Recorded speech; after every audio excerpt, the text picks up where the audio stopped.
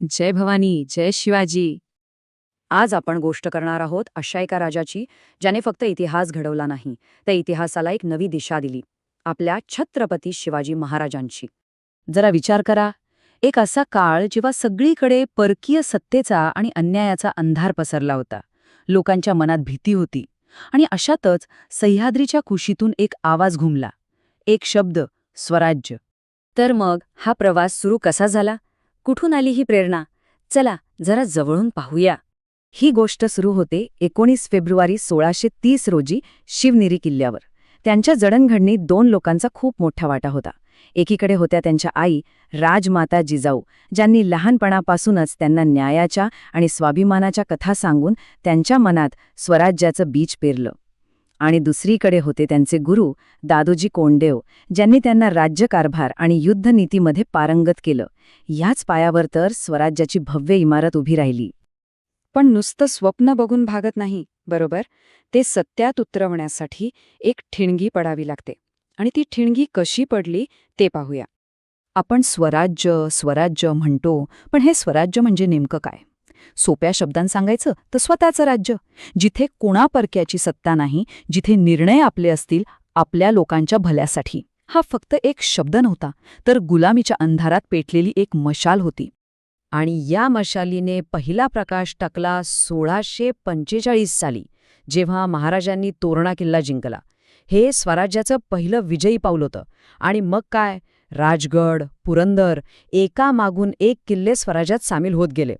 यासाठी त्यांनी एक अशी पद्धत वापरली जी त्या काळात कुणी विचारही केला नव्हता. गनिमी कावा, म्हणजे शत्रू काही समजायच्या आत विजेच्या वेगाने हल्ला करून परत फिरायचं. पण अर्थातच एवढं मोठं स्वप्न साकार करणं सोपं नव्हतं.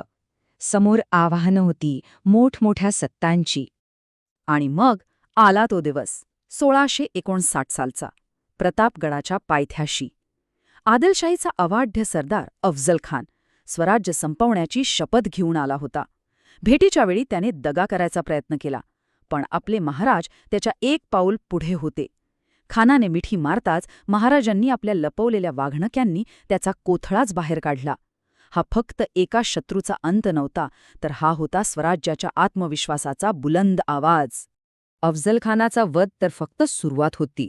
यानंतर 1663 साली महाराजांनी अजून एक धाडसी पाऊल उचललं. थेट पुण्याच्या लाल महालात घुसून, जिथे शाहिस्तेखान लाखो सैनिकांच्या पहाऱ्यात होता, तिथे रात्रीचा हल्ला केला आणि त्याची बोटं कापली. या घटनेने तर बलाढ्य मुघल सत्तेचा पायाच हादरला. पण महाराजांची ओळख फक्त शौर्याने नाही, तर त्यांच्या अचाट बुद्धिमत्तेने सुद्धा आहे.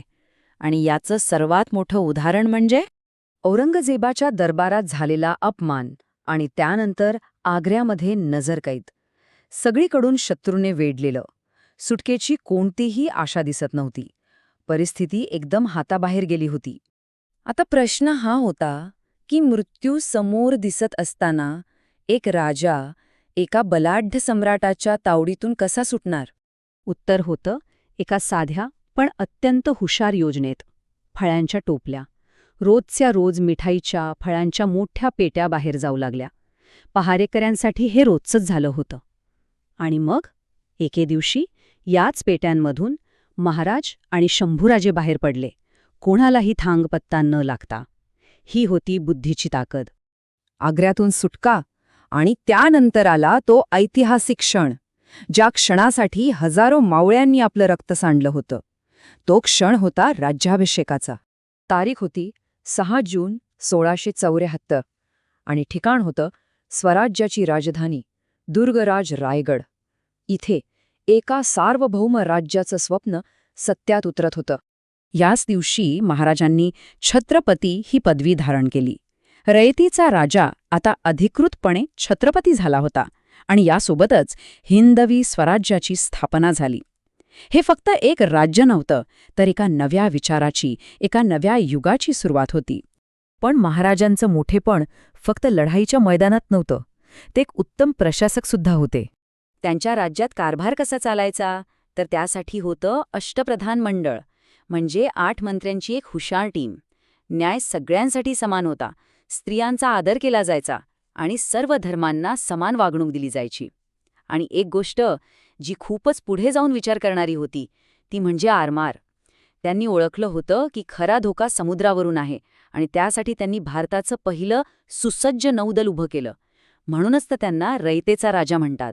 म्हणूनच शिवाजी महाराज हे फक्त इतिहासाचे एक पान नाहीये, ते एक विचार आहेत, एक प्रेरणा आहेत. स्वाभिमान आणि राष्ट्रभक्ती म्हणजे काय याचं ते मूर्तिमंत उदाहरण आहेत. त्यांनी पेटवलेली स्वराज्याची मशाल आजही आपल्या सगळ्यांच्या मनात तेवत आहे. आपल्या इतिहासात महाराजांसारख्या अनेक महान व्यक्तिमत्वांच्या कथा आहेत. त्या सगळ्या जाणून घेण्यासाठी आणि अशाच रंजक माहितीसाठी आपल्या चॅनलला लाईक आणि सबस्क्राईब करायला विसरू नका. पुन्हा भेटूया.